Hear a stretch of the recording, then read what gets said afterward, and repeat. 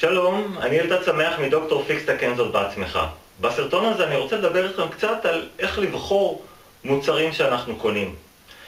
בזמן האחרון התקשרו אליי הרבה אנשים ושאלו אותי כל מיני, איך מתקנים מקרר שהתקלקל פתאום וכו', או כל מיני מוצרים אחרים, בעיקר מוצרי חשמל אבל לא רק. והמשותף לכל השאלות האלה היה שבעצם המוצר התקלקל ממש מעט מאוד זמן אחרי שהאחריות שלו פגה. אם יש לו אחריות לשנה, אז נגיד אחרי שנה וחצי וכדומה. ובעצם אנשים שאלו אותי איך זה יכול להיות שמוצר ששילמו עליו כל כך הרבה כסף מתקלקל כל כך מהר. אז התשובה שלי היא כזאת: פעם, לפני המון שנים, חברות והמהנדסים של החברות היו יושבים ושוברים את הראש איך הם יכולים לעשות שהמוצר יחזיק מעמד עד סוף החיים שלנו בערך. אם אתם זוכרים, פעם לפני המון שנים היו את המקררי המקור האלה, החצי עגולים האלה, הקובייתיים האלה, והם עובדים עד היום, מה שנקרא מקררי וינטג'. לי אישית יש מקרר כזה שעובד, לדעתי הוא לפחות משנות ה-50, ולמעט כמה שנים פה ושם שהוא לא עבד, הוא עובד די ברצף, ואיך אומרים, touch wood, עדיין עובד. ויצא לי לראות הרבה פעמים מקררים הרבה יותר חדשים מתוצרות, זאת אומרת מיצרנים מאוד מוכרים, יצרנים מותגיים אפילו, שאחרי 2-3 המקררים האלה פשוט התחילו עם כל מיני בעיות וכל מיני תופעות, מדחסים שלהם שהתקלקלו, בריחות של גז, גופי חימום בתוך המקררים שהתקלקלו, ועוד הרבה תופעות אחרות.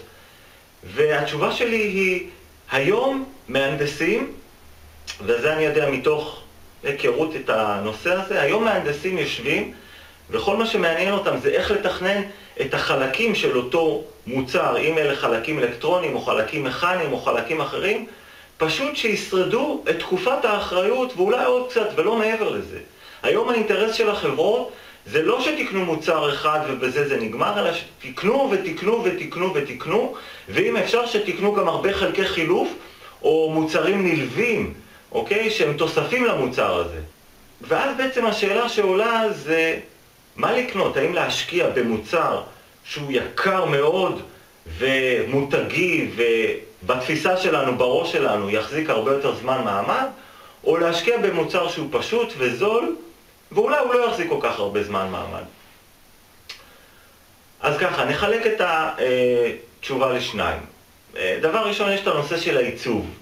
יש אנשים שאוהבים מוצר מסוים כי הוא מדבר אליהם יותר, כי הצבע שלו, הצורה שלו, המבנה שלו, הסידור שלו, בפרט במקררים, יש כאלה רוצים שתי דלתות, דלת עליונה, תחתונה, זה דלת הפוכה, לא יודע מה. אני לא יכול להתווכח על הקטע הזה, כי זה קטע שהוא טעם אישי, כל אחד יש לו את הטעם האישי שלו.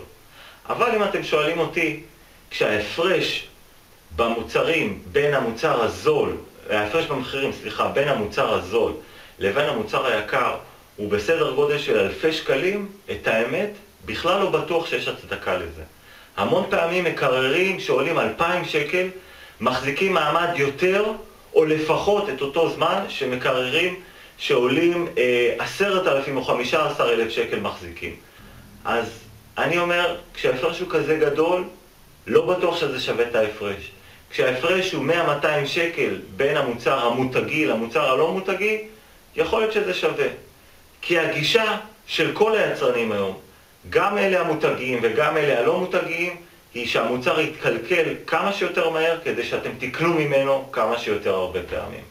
אז תחשבו על זה לפני שאתם הולכים ורצים ומשכיבים אלפי ואפילו עשרות אלפי שקלים על מוצרים. זהו, זאת העצה שלי בנושא הזה. אני אלדד שמח מדוקטור פיקס תקן זאת בעצמך. היכנסו לאתר שלי, יש שם עוד הרבה חומרים בשבילכם, סרטונים, מאמרים, תגובות, שיתופים, עשו בהם שימוש, תקנו בעצמכם ותפעילו את הראש. זה לא עולה כסף. להתראות.